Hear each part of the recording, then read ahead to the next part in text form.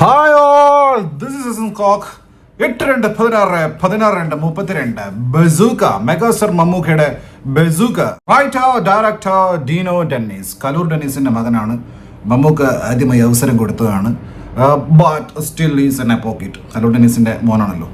അദ്ദേഹത്തെ കൊണ്ട് സ്ക്രിപ്റ്റ് എഴുതി കൊണ്ടുവന്ന സമയത്ത് മമ്മൂക്ക നിർബന്ധിച്ച് സംവിധാനം ചെയ്യിപ്പിച്ചതാണ്. മികച്ച ഒരു തീരുമാനം. ഇതിനു മുൻപ് ജോഷിയുടെ മകൻ അഭിലാഷ് ജോഷിയാണ് ഇതുപോലെ ഒന്ന് പണിയത്.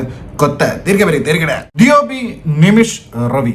എഡിറ്റേഴ്സ് രണ്ടുപേരുണ്ട്. നിഷാദ് യൂസഫ്, ഈസ് നോമോ, പ്രവീൺ പ്രഭാകർ. വളരെ പൂവർ ടെക്നിക്കൽ ക്വാളിറ്റി ഉള്ള ഒരു cinema. Very poor.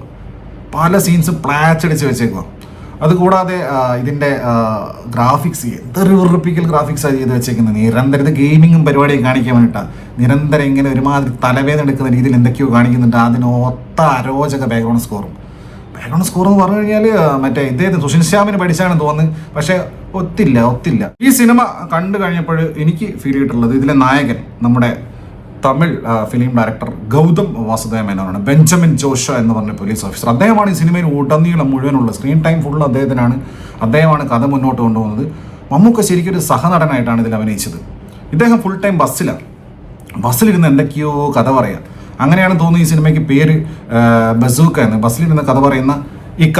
Shine Tom ചാക്കോണ്ട് അദ്ദേഹം മലയാളം പറഞ്ഞാൽ തന്നെ സാധനം മനസ്സിലാവാറില്ല. ഇതിൽ വേറെ എന്തൊക്കെയോ ഭാഷ അദ്ദേഹം പറഞ്ഞതുകൊണ്ട് ഏതാ ഭാഷ എന്ന് പോലും മനസ്സിലല്ലോ. എന്തൊക്കെയോ പറയുന്നുണ്ടായിരുന്നു. പിന്നെ ഇദ്ദേഹം ഈ GVM എപ്പോഴും സഞ്ചരിക്കുന്ന ഒരു ഫോർഡ് എൻഡവർ, സ്വന്തമായിട്ട് ഫോർഡ് എൻഡവർ പോലീസ് വണ്ടികളുടെ ഒരാളാണ്. കൂടെ ബാമാരുൺ പോലീസുകാരായതുകൊണ്ട് ആറ്റിറ്റ്യൂഡാണ്. ഫുള്ള് മുഖം കൊണ്ട് ഗോഷ്ടി കാണിച്ച് ആറ്റിറ്റ്യൂഡ് ഇടുക. സിദ്ധാർത്ഥ് ഭരതനുണ്ട്, പുള്ളിക്ക് തീരെ വയ്യ. പിന്നെ ഒരു മീശക്കാരൻ. ഇങ്ങനെ കുറേ പേര് ടീമായിട്ട് ഇങ്ങനെ എന്തൊക്കെയോ അങ്ങനെ കാണിക്കുക. എന്താണെന്ന് ഒരു കണക്ഷനും കിട്ടുന്നില്ല. സിനിമ ഫുള്ള് കണ്ടു കഴിഞ്ഞിട്ടും എന്തൊക്കെയോ അവർ കാണിച്ചത് മനസ്സിലായിട്ടില്ല. വാലക്കനെ പോലെ ഒരു സ്ത്രീയെ കാണിക്കേണ്ട തുടക്കത്തിൽ ഒരു കന്യാസ്ത്രീ വേഷമൊക്കെ ഇട്ടിട്ട് അവർ ടറായിരുന്നു, കിട്ടുമായിരുന്നു. പിന്നെ ദിവ്യ പിള്ളയുണ്ട്, GVMന്റെ വൈഫായിട്ട് ചുണ്ടുകൊണ്ട് എന്തൊക്കെ ഇങ്ങനെ പറയുന്നുണ്ട് ഇടയ്ക്കിടയ്ക്ക്. പിന്നെ വസിഷ്ഠ ഉമേഷ്, മിന്നൽ മുരളിയിലെ പയ്യൻ. ആ പയ്യനും കാര്യമായിട്ടൊന്നും ചെയ്യാനില്ല, അവൻ ഇങ്ങനെ ഗെയിമൊക്കെ ഗെയിമറാണ്.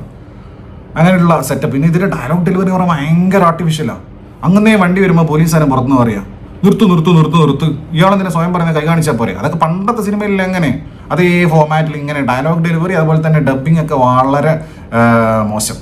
ഇങ്ങനെ കംപ്ലീറ്റ്ലി ആർട്ടിഫിഷ്യൽ സിറ്റുവേഷൻസ് ഉള്ള ഏതോ പാരലൽ വേൾഡ് നടക്കുന്ന പോലത്തെ എന്തൊക്കെയോ കാണിക്കും. ഞാൻ നേരത്തെ പറഞ്ഞ ബസ്സില്ലേ, ഈ ബസ്സിലാണേ ബസ് സെറ്റിട്ടാന്ന് തോന്നുന്നു. ബസ്സിന്റെ സീറ്റിങ്ങിന്റെ ഡിസ്റ്റൻസ് കണ്ടാൽ മനസ്സിലായി സെറ്റിട്ട ബസ്സാണ്.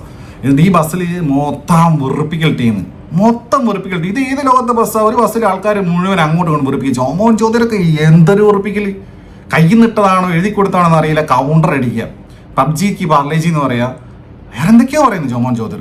അയ്യോ മറ്റേ മീനാക്ഷി വന്നിട്ട് എന്ന് പറയുക, അയ്യോ എന്തൊരു ഗ്ലാമറാണ്. ഇക്കയുടെ എൻട്രി വന്നപ്പോൾ പറയുക, അയ്യോ എത്ര കാലമായി ഇത് പറയുന്നത്, എന്തൊരു ഗ്ലാമർ മടുക്കുന്നില്ലേ. അയ്യയ്യയ്യയ്യേ.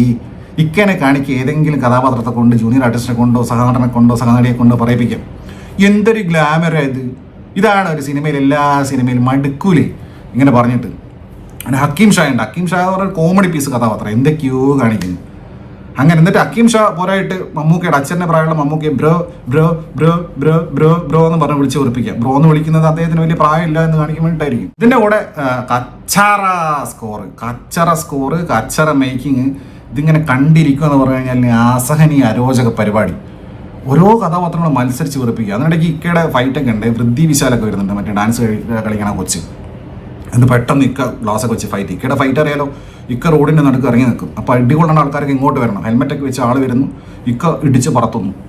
അങ്ങനെ ഓടി വന്ന് അടി വാങ്ങുക. കാരണം ഇക്ക അവിടെ തന്നെ നിൽക്കുകയാണല്ലോ ചെയ്യുക. അപ്പോൾ ആൾക്കാർ ഓടി വരുമോ, അടി വാങ്ങുക. അതിനിടയ്ക്ക് മറ്റേ പരസ്പരം സീരിയലിലെ ബേക്കറി സൂരജൊക്കെ വരുന്നുണ്ട് അടി വാങ്ങാൻ. ഇക്ക ഇതിൽ ഭയങ്കര ബുദ്ധിമാനാണ്.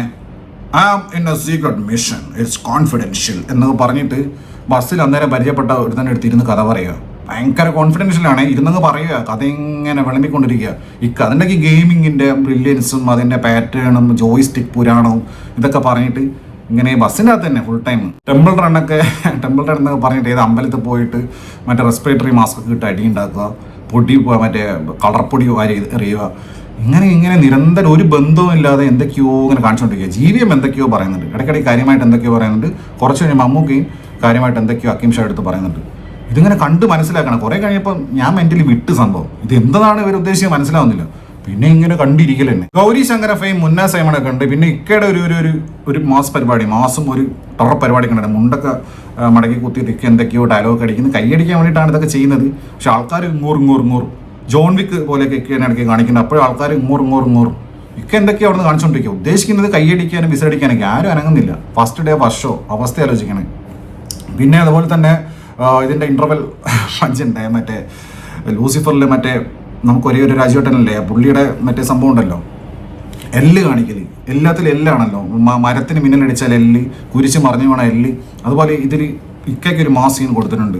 ഏതോ കോൺക്രീറ്റ് സ്ലാബ് പൊട്ടി വീണപ്പോൾ മിഡിൽ ഫിംഗർ. അങ്ങനെ സഹനടനായിട്ട് അഭിനയിച്ചിട്ടുള്ള ഇക്കയെ അരമണിക്കൂർ ഇടവിട്ടിട്ട് കുറച്ച് സമയം കാണിക്കും. ബാക്കി സമയം മുഴുവൻ മറ്റ് കഥാപാത്രങ്ങളും ഗൗതം മേനോനും ടീമൊക്കെ തന്നെയാണ്. അങ്ങനെ പോകുന്ന സിനിമയ്ക്ക് സിനിമയുടെ ഇടയിലേക്ക് കഥ വരുന്നു. ഇക്ക എപ്പോഴും പുതുമുകൾക്ക് അവസരം കൊടുക്കുകയാണല്ലോ.